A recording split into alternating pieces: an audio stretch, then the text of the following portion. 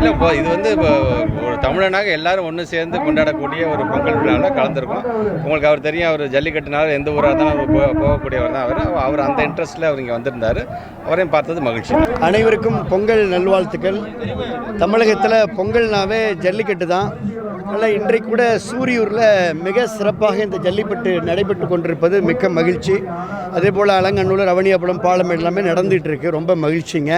அதனால் ஜல்லிக்கட்டு இந்த ஆண்டு மிக அதிகமாக நடைபெறுவதற்குண்டான வாய்ப்புகள் இருக்கிறது. காரணம், கடந்த ஆண்டு தேர்தல் நடத்தை விதிகள் இருந்ததுனால நிறைய ஜல்லிக்கட்டு நடத்த முடியல. இந்த ஆண்டு எல்லா ஊர்லேருந்து விண்ணப்பங்கள் நிறைய கொடுத்துட்ருக்காங்க. அரசு அதை வேகமாக பரிசீலனை செய்து 5 நாட்களுக்கு முன்னதாகவே ஜல்லிக்கட்டுக்கான அனுமதி கொடுக்கணும்னு கேட்குறோம்.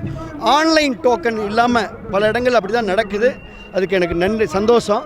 அதே போல் ஆன்லைன் இல்லாமல் பாரம்பரிய முறைப்படி நடக்க வேண்டும் என்று நான் இந்த கேட்டுக்கொள்கிறேன். இன்றைக்கி நம்ம மாடு சூரியூரில் மிக சிறப்பாக வெற்றி பெற்றது, மகிழ்ச்சி. நாளைக்கு அலங்கநல்லூரில் என்னுடைய 2 மாடுகள் பங்கேற்கிறது. நன்றி, வணக்கம். இல்லை, ஆமாம், சொல்லி பண்ணிட்டாங்க. இல்லை, இப்போ இல்லை, நிறைய இடங்களில் இப்போ ஆன்லைன் இல்லாமல் பாரம்பரிய முறைப்படி நடத்துகிறாங்க. அப்படியே தொடரணுன்றது தான் எங்களுடைய கோரிக்கை. ஒரு சில இடங்கள் இருக்குது, அதையும் அரசு கவனிக்கணும்.